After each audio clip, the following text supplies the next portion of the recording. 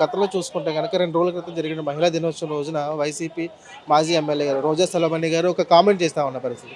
మా ఈ కూటమి ప్రభుత్వం వచ్చిన తర్వాత మహిళల మీద ఎక్కువ దాడులు జరుగుతా ఉన్నాయి. మా ప్రభుత్వం ఉన్నప్పుడు ప్రశాంతంగా గుండెల మీద చేయి వేసి పడుకున్న పరిస్థితులు ఉన్నాయి.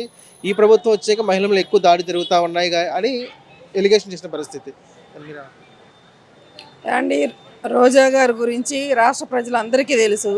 ఆవిడ ఏ విధంగా మాట్లాడతారు, ఆడవాళ్ళతోటి ఎలా మాట్లాడతారు, మగవాళ్ళతో తేడా లేకుండా మాట్లాడతారు ఆవిడ. ఆవిడ మాటలు కూడా పట్టించుకోవాలా చెప్పండి? ఆవిడ మూలానే అసలు వైసీపీ దుమ్ము కొట్టుకుపోయింది ఆవిడ నోటి దోలతోటే. ఓకేనా? మహిళలందరూ ఏ విధంగా ఉందని మమ్మల్ని అడగడం కాదు, పబ్లిక్లోకి వెళ్ళండి. పబ్లిక్లోకి వెళ్ళి అడిగితే ఎంత భద్రత ఉంది, ఇంతకు ముందు ఎలా ఉంది, ఇప్పుడు ఎలా ఉంది, మహిళలకు ఎలా ఉంది, అభివృద్ధి ఎలా ఉంది, కేంద్ర ప్రభుత్వం నుంచి ఎలాంటి పథకాలు ఉన్నాయి మహిళల కోసము, అవి ఎలా ఇంప్లిమెంటేషన్ చేసుకుంటున్నారు, కింద చిన్న సాదా బడ్డీ కొట్టు పెట్టుకునే వాళ్ళ దగ్గర నుంచి ఒక స్థాయి ఇండస్ట్రీల వరకు సబ్సిడీలతోటి డబ్బులు, ముద్రా లోన్ కావచ్చు, ఫ్రీగా ₹5 ₹10 వడ్డీకి తోపుడు బండి వాళ్ళు రోజువారీ వడ్డీలకి తీసుకొచ్చుకొని వ్యాపారాలు చేసుకునే వాళ్ళకి ఇవాళ కేంద్ర ప్రభుత్వం నుంచి వడ్డీ లేకుండా సబ్సిడీతో రాయితీగా ఎలాంటి షూరిటీ లేకుండా డబ్బులు ఇస్తున్నారు. హ్యాపీగా నడుస్తుంది. అనవసరమైన మాటలు ఏదో ఒకటి వాళ్ళ ఉనికిని చాటుకోవాలని చెప్పని వచ్చి బయటకు వచ్చి ఏదో ఒకటి మాట్లాడి బుర్ర జల్లే ప్రయత్నం కాదండి. ముందు పార్టీని నిలబెట్టుకోమనండి. 150 సీట్ల దగ్గర నుంచి 11కు తెచ్చారు. అది దాన్ని చూసుకోమని చెప్పండి. ఉన్న ప్రభుత్వాన్ని ఎందుకు, వాళ్ళ ప్రభుత్వాన్ని కాపాడుకోమనండి. అంటే వాళ్ళ ప్రభుత్వం అధికారంలో ఉన్నప్పుడు ఒకటే మాట, ఈవేళ కూటమి ప్రభుత్వం అధికారంలో వచ్చిన తర్వాత ఒకటే మాట. ఏంటంటే జగన్ కన్నా ముందు జగన్ వస్తారు, మహిళ ఆపదలో ఉందంటే ముందు జగన్ నిలబడతారు అన్న పరిస్థితి. కానీ వాళ్ళ ప్రభుత్వంలోనే అనేక మంది ఎందుకు పక్కనే వాళ్ళ జగన్ గారి ఇంటి పక్కనే మహిళ మీద దాడి జరిగిన పరిస్థితి. సో అటువంటి పరిస్థితి నుంచి వీళ్ళు ఇలా వచ్చారు. ఏం చేస్తున్నారు అంటే గతంలో చూసుకుంటే కనుక వైసీపీలో దాడులు జరిగిన దానికన్నా ఇప్పుడు టీడీపీ బీజేపీ ఎలవేస్లో ఉన్న దాడులు తక్కువ జరిగాయని మీరు అంటున్నారు. ఏ విధంగా?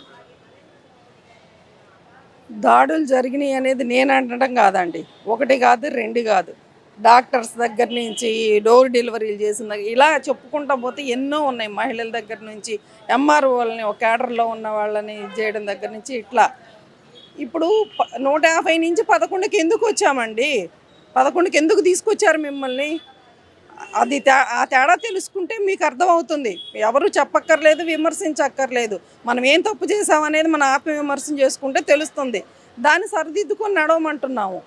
ఇప్పుడు కూటమి ప్రభుత్వం, కేంద్రంలో మోడీ గారు, ఇక్కడ చంద్రబాబు నాయుడు గారు, పవన్ కళ్యాణ్ గారు, వీళ్ళందరూ ఆధ్వర్యంలో కూటమిలో రోడ్లు కానివ్వండి, ఇండస్ట్రీలు కానివ్వండి, అభివృద్ధి కానివ్వండి, పబ్లిక్ ఇస్తామన్న పథకాలు కానివ్వండి, ఎన్ని లక్షల కోట్లు అప్పులు చేసి పెట్టిపోయారు.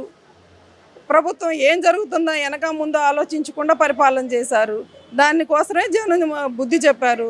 పరిపాలన ఏంటో చూసుకోమనండి, వాళ్ళని పార్టీ గురించి ఆలోచించుకోమనండి. ఇక్కడ పరిపాలన చాలా బాగుంటుంది, చాలా మంచిగా నడుస్తుంది. ఇదే కూటమి ప్రభుత్వం ఇంకో 10 ఏళ్ల పాటు కొనసాగుతుంది, అభివృద్ధి జరుగుతుంది. సో అమరావతి స్వర్ణాంధ్రంగా రాసే విధంగా, లిఖింపబడే విధంగా అభివృద్ధి జరుగుతుంది. ఆలోచించాల్సిన అవసరం లేదు. మహిళలకు మంచి భద్రత ఉంది, అభివృద్ధి ఉంది. ఏంటి ఇవన్నీ సక్రమంగా జరుగుతున్నాయండి. ఓకేనా? Thank you. ఏంటంటే ఈ రాష్ట్రంలో కూటమి ప్రభుత్వం ఏర్పడంటే జనసేన కానివ్వండి, బీజేపీ, టీడీపీ ముగ్గురు కలిసి రాష్ట్రాన్ని అభివృద్ధి చేస్తున్న పరిస్థితి. అదేవిధంగా కేంద్రం నుంచి మోడీ గారికి సపోర్ట్ కూడా ఉంది. ఇంకా ముందు ముందు ఎలా ఉండబోతుంది అంటారు? 100% అండి. కేంద్రం నుంచి ఎప్పుడు సపోర్ట్ ఉంటుంది. కేంద్రం నుంచి మనం తెచ్చుకోవాలి. కానీ సెంట్రల్ గవర్నమెంట్, మోడీ గారు అనే వ్యక్తి ఒక మహాసముద్రం లాంటి వాళ్ళు, పారే సెలయేరు లాంటిది. మనం తెచ్చుకొని నిధులు అమలుపరుచుకోగలగాలి, కానీ ఎంతైనా చేసుకోవచ్చు. అది తెలిసింది చంద్రబాబు నాయుడు గారి, పవన్ కళ్యాణ్ గారికి. అది వాళ్ళు మోడీ గారి సిద్ధాంతాన్ని అనుసరించి పరిపాలన సాగిస్తున్నారు. మన పథకాలు కానివ్వండి అన్నీ ఇంప్లిమెంట్ చేస్తున్నారు. కేంద్రం నుంచి నిధులు సంపూర్ణంగా వస్తున్నాయి. పోలవరం ప్రాజెక్టు పూర్తి చేస్తామన్నారు, చేశారా అండి? చేయలేదు కదా. ఇలా ఎన్నో హామీలు ఇచ్చారు, చేయలేదు. పైగా దారుణాలు ఎక్కువ అయిపోయినాయి, కులాల వివక్షత ఇవన్నీను. ఇప్పుడు హాయిగా ఎవరు పనులు చేసుకుంటున్నారు. అంటే నిర్మలా సీతారామన్ గారు మొన్న ప్రవేశపెట్టిన బడ్జెట్లో కూడా ఏపీకి ఎటువంటి అర్హత లేకుండా, ఎటువంటి న్యాయమైన బడ్జెట్ లేకుండా చేశారని విమర్శలు చేస్తూ ఉన్నారు కదా. న్యాయమైన బడ్జెట్ ఇది లేకుండా చేశారనడానికి ఎన్ని లక్షల కోట్లు ఇచ్చారండి? కేంద్ర ప్రభుత్వం ఇప్పుడు కూటమి వచ్చిన తర్వాత ఎన్ని లక్షల కోట్లు ఇచ్చారు ఏపీకి? ఇట్లా వాళ్ళు ఏదో చేయాలని వాళ్ళు ఏదో మాట్లాడాలని మాట్లాడటం కాదండి. అభివృద్ధి చూడమనండి, కళ్ళకు కన్ను పెట్టినట్టు అభివృద్ధి కనిపిస్తుంది, ఇంకా అభివృద్ధి ఉంటుంది.